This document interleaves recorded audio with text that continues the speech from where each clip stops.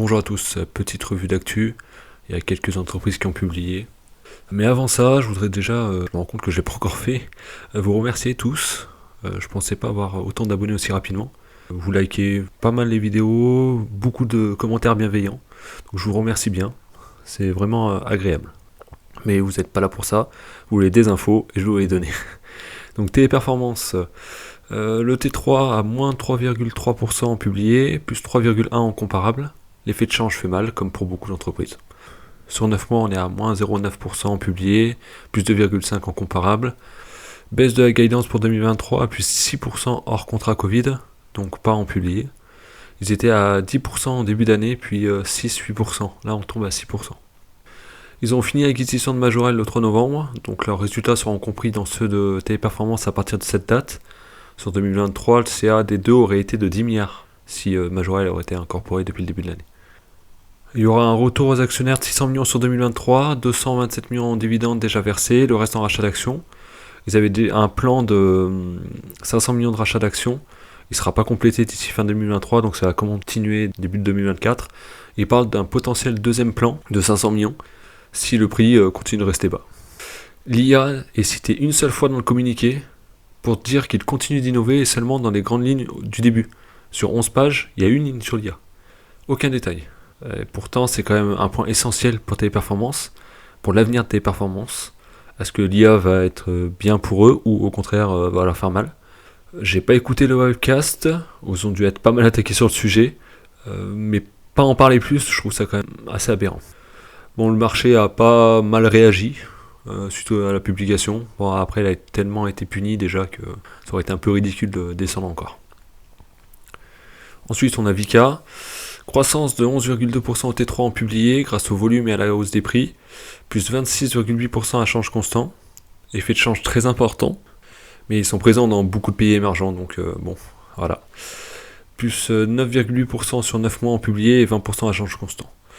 Ciment en baisse en Europe, mais en hausse ailleurs. Les volumes contribuent pour 80 millions au chiffre d'affaires sur 9 mois, les prix pour 462 millions et l'effet de change pour moins 278 millions. L'objectif d'EBITDA a été revu à la hausse à 700 millions. En début d'année, il visait comme 2021, c'est-à-dire 620 millions. Donc ça, c'est pas mal. Et en continuant comme ça, les 4 milliards de chiffre d'affaires devraient être atteints pour l'année, ou on va être juste en dessous. Ils ont refinancé une partie de la dette qui arrivait à échéance fin 2024, début 2025, avec des prêts divers, qui ont des contraintes écologiques donc. Mais le groupe devra arriver à les tenir, sachant qu'ils sont en avance sur leurs objectifs écologiques. Baisse des investissements prévus, comme dit dans ma vidéo de dimanche. Il finit ses gros investissements au Sénégal et ensuite il doit prioriser le remboursement de la dette. Le marché a plutôt apprécié la publication, plus 5% et encore 2% aujourd'hui. Ensuite on a Ruby, que beaucoup ont en portefeuille.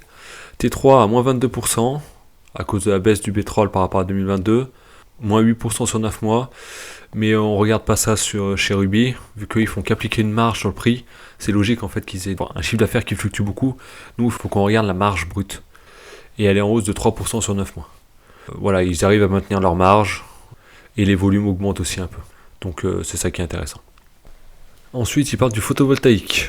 Ils visent toujours 2,7 milliards d'investissements d'ici 2030, pour un total de 3,5 gigawatts de capacité. Au T3, on a 16 millions de chiffre d'affaires pour 421 MW de capacité installée. Si on fait une moyenne annuelle, on est à 50 millions de chiffre d'affaires pour 400 MW.